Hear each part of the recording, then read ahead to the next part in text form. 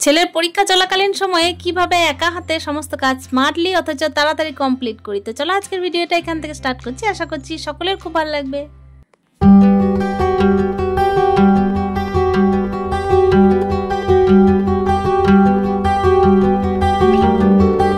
তো hello everyone, good morning, welcome back to my channel. আজকের ব্লগটাও দেখো তোমাদেরকে সাথে নিয়ে কিন্তু শুরু করে দিয়েছি। আর ব্লগের শুরুতে বড়দের চরণে প্রণাম, আর ছোটোদেরকে আমার অনেক অনেক ভালোবাসা। সকালে উঠে এই যে জানলাগুলো খুলে নিলাম, তারপরে হচ্ছে মুখে চোখে জল নিয়ে কিন্তু ফ্রেশ মাইন্ডে সমস্ত কাজগুলো করে ফেলবো। আর কি বলো তো, সকালে উঠে যে তাড়াহুড়ো থাকে না তা নয়।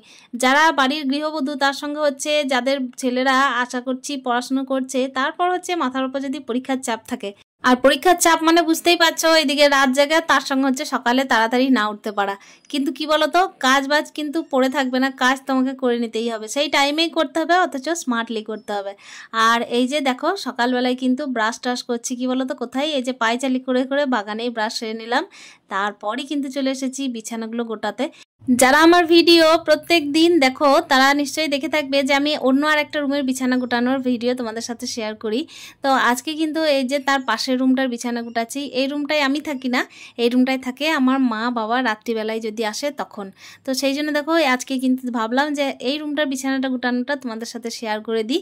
আর কি বলতো, প্রত্যেকটা বিছানায় কিন্তু এক একটা চাদর অ্যাডজাস্ট হয়। আর এই রুমে কিন্তু পাড়া ছিল অন্য একটা চাদর, আর এটা হচ্ছে ছোট চাদর। তো ছোট চাদরটাই ঠিকঠাকভাবে হলো, সেই জন্য কিন্তু একটু এক্সচেঞ্জ করে দিলাম এই রুম ওই রুম। তো চলো এইভাবেই কিন্তু স্মার্টলি কাজগুলো করে নিতে হচ্ছে, একটুখানি মাথায় বুদ্ধি খাটিয়ে। এদিকে বিছানা টিছানা গুটিয়ে বালিশগুলো ঠিকঠাকভাবে রেখে দিলাম। আর মাথার মধ্যে যদি পরীক্ষার চাপ থাকে তাহলে বলো তো কীরকম লাগে। সকালের কাজ তার সঙ্গে হচ্ছে পড়াশুনো কিন্তু এর সাথে অ্যাডজাস্ট করা। ওদিকে দেখতেই পেলে বিছানার চাদর কিন্তু একটা তুলে নিয়েছি, ওটা কাচার জন্য ছিল। আর তাড়াতাড়ি কিন্তু স্নান টান সেরে চলে এলাম গোপুসোনাকে ভোগ লাগানোর জন্য। আজকে বিশেষ কিছু ভোগের মধ্যে ছিল না, চিড়ে বাতাসাই ছিল গোপাল সোনা, সেই জন্য চিড়ে বাতাসাটা দিয়েই আমি কিন্তু সেবা দিলাম। আর এখানে সেবা টেবা দিয়েই কিন্তু আমি দৌড় দেবো একেবারে রান্নাঘরে। আর কোনো উপায় থাকে না, সেই জন্য কিন্তু এইটাই করে নিতে হয়। ছেলের পরীক্ষা অলরেডি শুরু হয়ে গেছে, আর টাইমটা কিন্তু একটুখানি বেলা করে। আসলে স্কুল টাইমে থাকে 10টার মধ্যে ওকে গাড়ি চাপতে হয়, কিন্তু এখন চাপবে একটু দেরি করে। সেই জন্য দেখো ভাতটা দিলাম না এখন, আজকে দিচ্ছি চিড়ের পোলাও। ছেলের কিন্তু অশেষ গুণ, ছেলে চিড়ের পোলাও খেতে একদম পছন্দ করছিল না, কিন্তু দিলাম, আমার তো বেশ ভালোই লেগেছিল। আর হ্যাঁ, চিড়ের পোলাওয়ের মধ্যে অনেক রকম সবজি অ্যাড করা যায়, ও কোনোটাই মুখে দেবে না, সেই জন্য একটুখানি বাদাম আর তার সাথে হচ্ছে চিনি আর লবণ, এইটুকু দিয়েই কিন্তু চিড়ের পোলাওটা করেছি। আর লঙ্কা ফোড়ন দিয়েছিলাম, তো যতটুকু খেয়েছে ওইটুকুই, আর একটা ফল কেটে দিয়েছিলাম পরে। কি বলবো বলো তো, আসলে ভাবছিলাম যে ভাতটা যদি একবার খেয়ে নেয় তাহলে আর কিন্তু 1 ঘন্টা পর আর খেতে পারবে না, সেই জন্যই সকাল সকাল এটা দিয়ে দিয়েছিলাম, কিন্তু মন সন্তুষ্টি ওর হয়নি। একদিকে পড়াশুনো করাচ্ছি, মাঝে মাঝে পড়াশুনো ধরছি, তারপরে হচ্ছে এদিকে রান্না করছি, তার সঙ্গে হচ্ছে তোমাদের সাথে ভিডিও শেয়ার করছি। যাদের বাড়িতে সকাল সকাল সেবা দেওয়া থাকে ঠাকুরের, তার সঙ্গে হচ্ছে বাড়ির অন্যান্য কাজ, রান্না বান্না, ছেলে সামলানো, ছেলেকে পড়ানো, স্কুলের জন্য রেডি করানো, তারাই বুঝতে পারবে যে সকাল টাইমে তাকে দশভূজা কিন্তু হতেই হয়। আর ওইভাবেই কিন্তু আমিও করে নিই, দশভূজা হওয়ার চেষ্টা করছি। এদিকে দেখো ক্যামেরা ধরছি, তার সঙ্গে হচ্ছে রান্না বান্না, তার সঙ্গে করছি ছেলের পড়াশোনা। আর কি বলতো, সকাল টাইমে না একটু টাইম ম্যানেজমেন্টটা বিশেষ করে দরকার। আর এই দিক থেকে ওই দিক কিন্তু হেরফের হলেই ব্যাঘাত ঘটে যায় টাইমের, আর কোনোটা অ্যাডজাস্ট করা যায় না। আর আমার ক্ষেত্রে কিন্তু অন্যরকম আরও বেশি টাফ বলতে গেলে। আসলে আমার তো বাড়িতে কেউ থাকে না, সেহেতু কিন্তু হাট বাজার ঘাট সমস্ত কিছুই আমার থাকে। এদিকে রান্না বসিয়েই কিন্তু আমাকে বাজার ছুটতে হবে। কেন বলো তো, রান্না বসিয়ে বাজার ছুটতে হচ্ছে, আমার কিছু করার নেই। আজকে সবজি টবজি একেবারেই বলতে পারো যে ফ্রিজের মধ্যে শেষ, তো সেগুলোই আনতে হবে। এদিকে কিন্তু ভাতটার ডালটা বসিয়ে দিয়েছি, আর ভাত ডাল বসিয়ে কিন্তু আমি চলে যাচ্ছি বাজারে। আর কি বলতো, ওই যে গ্যাসটা না আমি একটুখানি সিমে দিয়ে দিয়েছিলাম, ভাত ডালটা ফুটেছিল তারপর, আর ডালটা আমি এমনি বন্ধই করে দিয়েছিলাম। তো একা হাতে কিন্তু এইভাবে আমাকে স্মার্টলি ম্যানেজ করতে হয়। তারপর দেখো বাজার থেকে এসে কিন্তু ডাইরেক্ট তোমাদের সাথে দেখা করছি।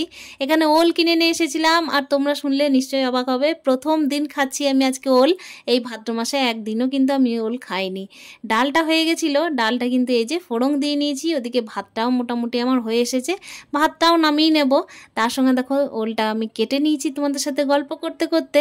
আর মাছগুলো কিনে এনেছিলাম, আজকেই মাছটা কিনেছি। তো আমি সব রকমের মাছ খাওয়া পছন্দ করি না, সব রকমের মাছ আমি খাই না, আর ভালোও লাগে না আমার, সেই জন্য দেখো এই কটা মাছ এনেছিলাম, সেই মাছগুলো কিন্তু ওল দিয়ে একটুখানি ঝোল করে নেব। তো ওইটার জন্যই প্রস্তুতি চলছে। ছেলে তো মাছ খায় না, ওই জন্য সব মাছ করবও না। আর 4টে মতো মাছ রেখে দিলাম। একটুখানি স্মার্টলি ম্যানেজ না করলেও নয়, কেন কি সব দিক তো দেখতে হয় আমাকেই, তাই একটুখানি বুঝে সুঝে চলতেও হবে। রান্না করতে করতে দেখছি এই যে নিরামিষের বোতলে একটা রেখে দিই সাইডে, তো ওইটার মধ্যে তেলটা কিন্তু একেবারে ফুরন্ত। তো সেই ফুরন্ত তেলের বাকি অংশটুকু এই যে কৌটোর মধ্যে ঢেলে নিলাম। তো ওইখান থেকেই কিন্তু দেখো বাকি মাছটা রান্না করে নেব।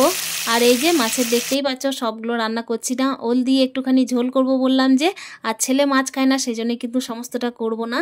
ছেলেকে ওদিকে কিন্তু পড়াতে বসিয়েছি, মাঝে মাঝে কিন্তু আমার কাছে আসছে আর আমি কিন্তু মাঝে মাঝে পড়াগুলো ধরে নিচ্ছি এইভাবেই। আর সমস্ত দিকের কিন্তু ম্যানেজমেন্টটা করে রাখতে হচ্ছে আমাকে। এদিকে কিন্তু আমার টিফিনের ব্যবস্থা ওর জন্য আজকে করতে হচ্ছে না আপাতত, কেন কি পরীক্ষা চলাকালীন ওকে আপাতত আমি টিফিন দিই না। একটুখানি বিস্কুট হোক বা কেক হোক সেটা যদি নিয়ে যাই তাহলে যথেষ্ট। তো সেই জন্য টিফিনের জন্য সময়টা আর নষ্ট করছি না, সেই জায়গায় কিন্তু বসে একটুখানি পড়া ধরা হবে। আর তাড়াতাড়ি মোটামুটি 1 ঘন্টার মধ্যে রান্না কমপ্লিট করছি। ওদিকে কিন্তু মশলা কষাতে দিয়েই দেখো এখানে চলে এসেছি আমি এই যে রান্নাঘরটা যতটুকু নোংরা পড়ছে ততটুকু সঙ্গে সঙ্গে পরিষ্কার করে নেওয়ার জন্য। মাছের মশলার মধ্যে রসুন দিইনি, শুধুমাত্র আদা বাটা, জিরে বাটা আর লঙ্কা এইটুকুই দিয়েছিলাম। তো সেটা দিয়ে কিন্তু কষাতে দিয়েছি। আর তার সঙ্গে দেখো এই যে কষাতে কষাতেই আমি না ওলটা একটুখানি ভাপিয়ে তারপরে কিন্তু মশলার মধ্যে দেব। আর খুব চটপট করে কিন্তু রান্নাটা করব।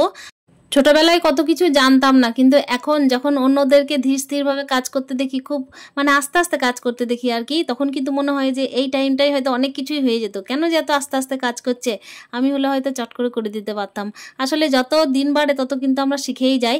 ওদিকে রান্না হয়ে গেছে, ছেলে কিন্তু মাছ খায় না বললাম, সেই জন্য দেখো ওকে কিন্তু ওল দিয়ে ঝোলটা মাখিয়ে দিয়েছিলাম একটুখানি, তবুও কিন্তু মাছের গন্ধ একটু পেয়েই ছিল। এইদিকে দেখলাম যে ব্যাগের চেনটা একটুখানি খোলা আছে, তো ওইটাই একটু লাগিয়ে দিলাম। আর কি বলতো, এই যে রাস্তা আমরা কিন্তু 4 দিক 5 দিক দিয়ে যাওয়া আসা করি, আজকে গেলাম এই দিকটাই, তো এই দিকটাই আমি শেয়ার করলাম।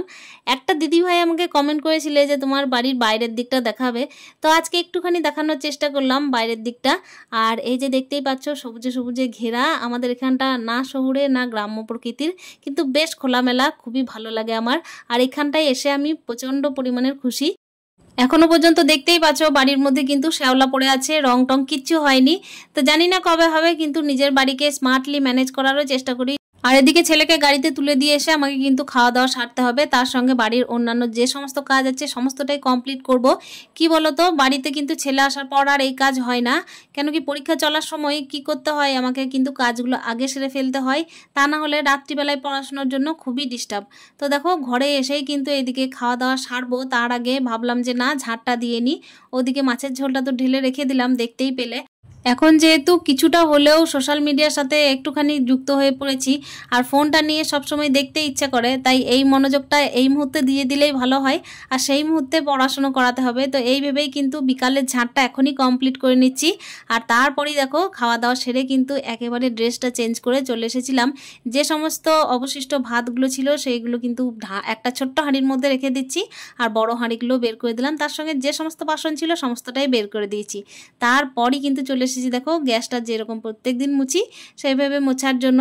আর গ্যাসটা মুছে নিয়ে কিন্তু আমাকে দুধ গরম করতে হয়, সেজন্য কিন্তু দুপুর টাইমে একবার ভালো করে গ্যাসটা মুছি, আর রাত্রিবেলায় শোয়ার সময়ও কিন্তু একেবারে রান্নাঘরটা নিট অ্যান্ড ক্লিন করে রেখে দিই।